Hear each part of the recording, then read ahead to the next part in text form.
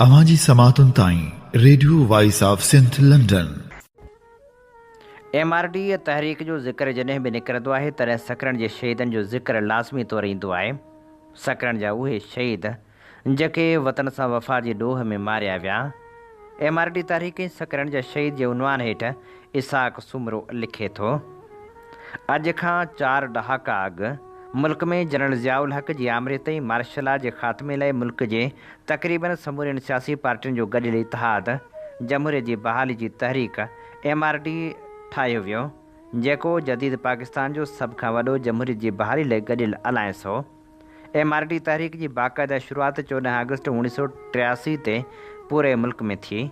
पहिरें मरहले में सियासी जमायतनि जे अॻुवाननि ऐं कारकुननि शहरनि जे चौराहनि ऐं अहम हंधनि तां गिरफ़्तारियूं पेश कयूं। हीअ तहरीक मुल्क जे वॾनि शहरनि कराची, लाहौर, कोयटा ऐं पिशावर समेत ॿियनि वॾनि शहरनि मां शुरू कई वई। सिंध में इन तहरीक जी शुरूआति इंतिहाई तेज़ी ऐं वॾे तइदाद में माण्हुनि जी शिरकत सां शुरू थिए।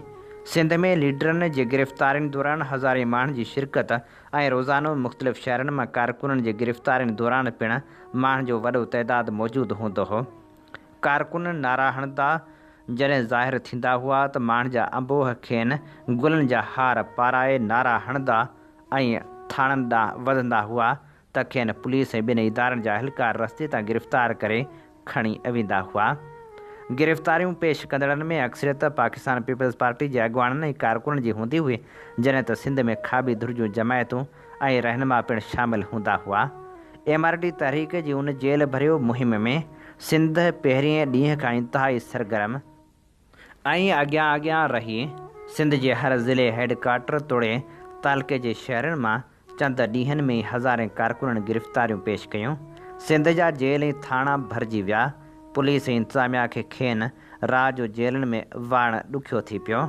थाणनि ते गिरफ़्तारियूं ॾींदड़नि खे राति जो घर मोकिलियो वेंदो हो त हू वरी सुबुह जो थाणनि ते अची वेही रहंदा हुआ। ख़बरनि जो ज़रियो सिर्फ़ु अख़बारूं हुयूं। मीडिया ते सेंसरशिप हुई। इलेक्ट्रॉनिक मीडिया में सिर्फ़ु पाकिस्तान टेलीविज़न हुई, जंहिं सिर्फ़ु सरकार जो मौक़िफ़ी नशर थींदो हो। माण्हू रोज़ानो BBC लंडन जे ख़बरनि खे ॿुधण लाइ शहरनि ऐं ॻोठनि में गॾु थींदा हुआ। माण्हू तहरीक जूं दुरुस्त ख़बरूं सिर्फ़ु BBC ज़रिए ॿुधणु चाहींदा हुआ। जेल भरियो तहरीक दौरान सिंध में तमामु वॾा जलूस पिणु कढिया विया। उन दौरान पुलिस सां झड़पूं, रोड ब्लॉक करणु, लाठी चार्ज, ॻोढ़ा आणींदड़ गैस ऐं भञ डाह रोज़ जो मामूल हूंदो हो। रोज़ानो केतिरा ई शहर बंदि थी वेंदा हुआ जिते कर्फ्यू जहिड़ी सूरतहाल हूंदी हुई।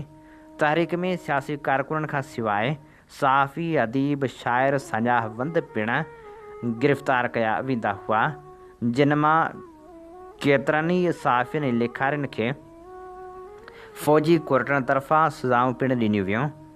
मुंहिंजी सहाफ़ती सफ़र जी शुरूआति पिणु 1983 में MRD तहरीक जी रिपोर्टिंग करण सां थी। तहरीक में आस्ते आस्ते शिदत अचणु शुरू थी वई।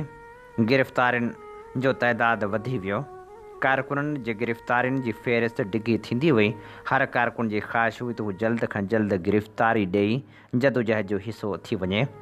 यादि रहे त MRD जी 1983 वारी तहरीक में पाकिस्तान पीपल्स पार्टी जा अहम अॻुवाननि पिणु शुरूआति में हिसो वरितो।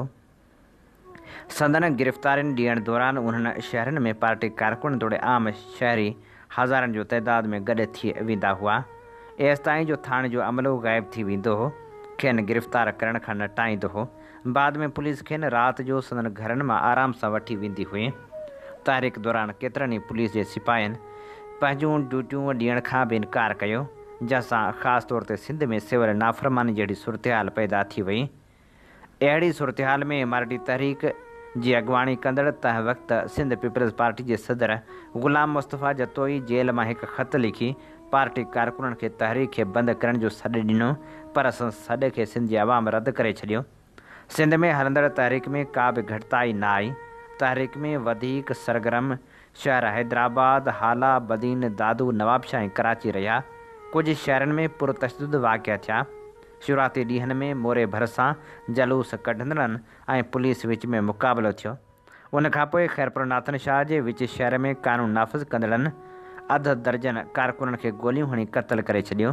दादू में रोज़ाने जे जलूस ख़ासि तौर ते औरतुनि जे जलूसनि ऐं एहतजाज वारी तहरीक खे मुल्की ऐं दुनिया सतह ते वॾी पज़ीराई मिली।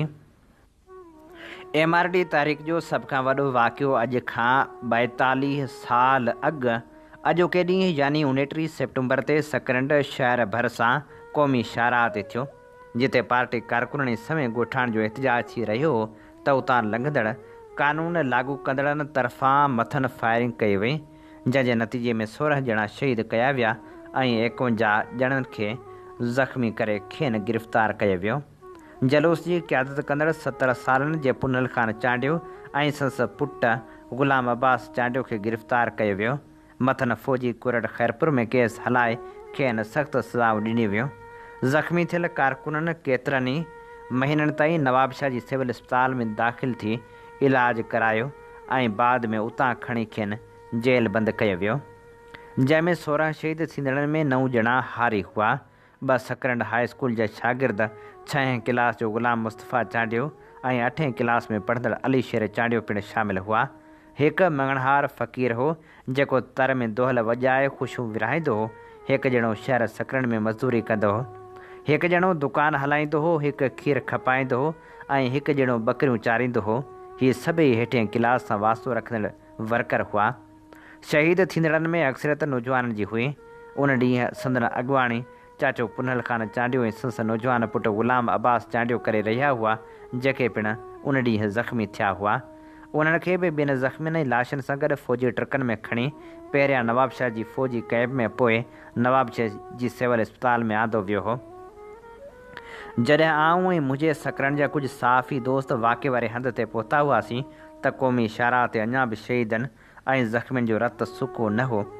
संदन बूट चैपलूं ऐं ॿियो सामान विखरियो पियो हो। अखियुनि ॾिठनि शाहिदनि ॿुधायो त एहतजाज कंदड़ हथे ख़ाली हुआ, जेके क़ुर शरीफ़ पढ़ी रहिया हुआ, जिन मथां अंधाधुंध फायरिंग कई वई ऐं उहो ज़ालिमाणो ऑपरेशन 4 कलाकनि ताईं हलंदो रहियो। केतिरनि ज़ख़्मियुनि मथां फ़ौजी ट्रकूं गुज़ारे खेनि मारियो वियो ऐं केतिरनि तड़पी तड़पी साह ॾिनो।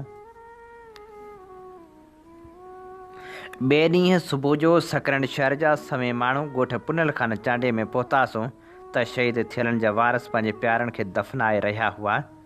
उते वारसनि खां सवाइ मौजूदा MPA ऐं पुनल ख़ान चांडी जो पुटु ग़ुलाम क़ादिर चांडियो मौजूदु हो, जेको आयलनि खां ताज़ियतूं वसूल करे रहियो हो। संदसि ख़ानदान जा भाती, जिन में संदसि वालिद पुनल ख़ान चांडियो, भाउ ग़ुलाम अब्बास चांडियो गिरफ़्तार थी चुका हुआ। 29 सेप्टेम्बर 1983